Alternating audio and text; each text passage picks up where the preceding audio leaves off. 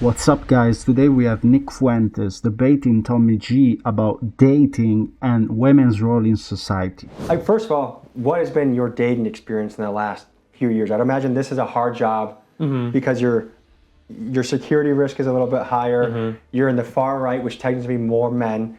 What does your dating life look like in the last few years? It's non-existent. I'm not dating. I'm not going out dating. Are you looking at all? No, and I don't even know if I'm going to get married. Really? I want to. I like the idea of it, but honestly, I really don't have a lot of interest in that. So you don't think? I mean, are women what you look for? Oh yeah, certainly, but but you don't have an idea. Do you want to spend your life with a woman? no. I love when you phrase it that way. No, I mean the idea of that sounds annoying to me. So have you ever been in a serious relationship with a woman? No, never. Have you ever dated? No. Okay. I've been on dates, but never. So have you ever been just totally entranced by the magic of a woman? No. Really? No. Because I think once you discover how magical women are, that just dominates. Like when I was falling in love with my wife, I couldn't think about anything else. I was so distracted during the day. And she was, at one time, we lived in a duplex. She was the upstairs neighbor, I was the downstairs neighbor. Didn't know each other for a while, but then during COVID, we started hanging out. And when I started liking her, there's a magic a woman brings into your life where they're almost like a mythical creature, I want to say, in a way. Yeah. So I guess I'm just... Come on, bro. Don't be a simp. This sounds like your first girl at 15. That's what it sounds like. Like, I remember it was like that, but as an adult? Come on, man. Curious, I think the way you phrase it is like, a woman just supposed to be a helpmate. Why not just hire a cleaner or a butler? Is that how you kind of view what a woman would be in your life? Is there someone like, all right, needs folding, needs cooking, I'll be back at 8, I'll see you later. Like, is that kind of how you're viewing? No, but I mean, let's just start here. I would say that I recognize I'm not normal. I recognize that I'm not the norm. And, my attitudes that I express, they reflect, I have a very particular idiosyncratic personality. Most men, like you said, are obsessed with, they want to find the right woman, they want to get married, they want to make their wife happy. That's just never something that motivated me. I've always been more motivated by my career, by ideas. I love ideas, I love politics, I love work. And I recognize that's not normal. This is not prescriptive. I'm not prescribing this for people. But as far as my critique as an outsider, from the outside looking in, I would say that, because I don't want you to think that I'm some like curmudgeonly freak that's like, shut up, woman, like, I want my... But I do think that things have gone a little bit too far in the other direction with men and women, where I think that on some level, whatever level you want it to be, the man does have to have the authority in the relationship. 100%. Yeah, You don't think it's a give and take? Like on certain things, like for me, on business ventures, I'm the final say, but maybe more things in the home, my wife's the final say. But then we also compromise and compare ideas a lot, and then we make a group decision as a team. I guess, because to me, you said one of the most important things was your Catholic ideology, right? First chapter, or first book of the Bible, God creates Eve to complete Adam. And they become kind of like, they become one.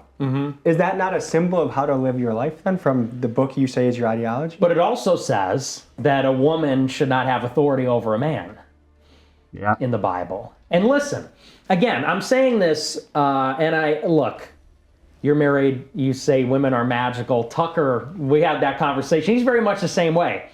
I'm not trying to say that you should be like screaming in your wife's face and I'm the boss. Like, I'm not saying that. I'm saying that the man is a responsible party because the man is stronger. And by that I mean, if an intruder comes into the house, who's going to defend the house? The man. In a crisis, who is screaming their head off and who's going to have to organize and get the family together? It's the man. The man is the responsible one in the relationship. And so on some level, whatever that level is, the guy has to be really the initiator. The guy has to be the final say. And I think that the situation now is that women are bossing around the men. The men are henpecked.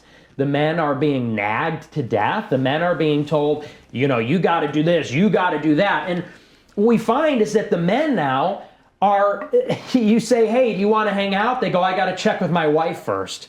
Hey, can you come do this thing? Oh, I got to check with my wife first. And we're just getting a different kind of power dynamic, different kind of men, different kind of women.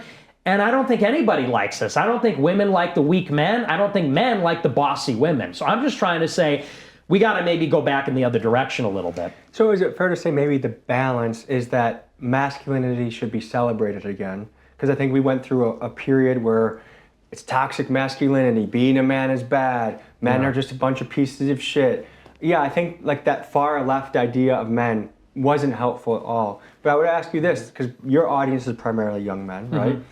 Do you think America will be better off if most men follow your shoes, where they don't date, they might not marry, they kind of have more of the helpmate view on women? Is that something that we want our young men to be feeling and thinking? Well, like I said, I recognize that, my feelings are my feelings. My attitude towards it is my attitude. But I do think that men need to follow, maybe let's say someone like Andrew Tate. I'm a big supporter of Tate. Another great ally of women, right? Yes.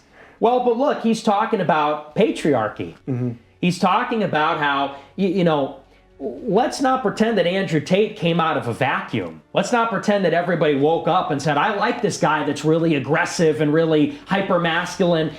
He rose to prominence, and in part so did I, because young men are being nagged to death by the women, by helicopter moms when they're young that want to protect them from everything and want to basically make them like the bubble boy. You can't go outside, you can't explore, we need to be safe. Then they go into school. And the school is it's all female teachers, and they're constantly policing a boy or a man's natural desire to explore, to get into mischief, to be, to do the things that boys do. And then men go into college and you get the Me Too movement, you get the rape allegations, you get the I consent. Is this okay? Can I kiss you? Is this okay? The kind of Me Too, sign on the dotted line sexuality. They've effectively criminalized any kind of what it means to be a man, what it means to be masculine. And so it's in the wake of this that a guy like Andrew Tate becomes super popular. And yeah, I don't think that every man should be running an OnlyFans site like he does, or a polygamist or whatever, but certainly he needs to move back in a patriarchal direction. So I guess when I look at guys like you and Andrew Tate, I feel like you guys take the most extreme take and you don't see the middle at all, where it's like women are a huge asset to our lives. Like for me, I wouldn't be able to do half of what I do in my career without my wife being the glue at home. See, here's the problem. Women don't need validation. They already get a lot of it from society and all the simps around the world. What Nick is saying, and this guy doesn't seem to understand, is we have roles, okay? Men have to be men, women have to be women.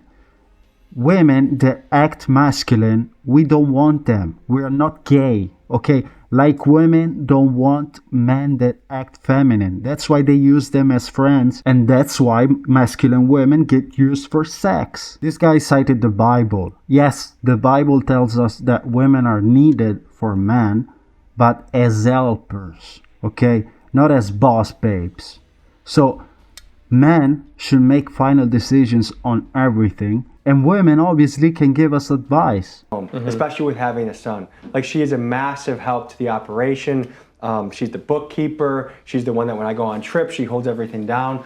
But I feel like the message is very, I don't hear you kind of pointing out what women are a help or an asset for. It's more like this kind of internet pseudo alpha male style of like. Do I sound like an alpha male? I don't think I'm. No, I guess maybe that's. Do you get where I'm coming from at all? Where it's kind of. I mean, here. I guess what I would say is, I feel like it almost goes without saying. I think that men should love their wives, and look, women literally create life. Yeah.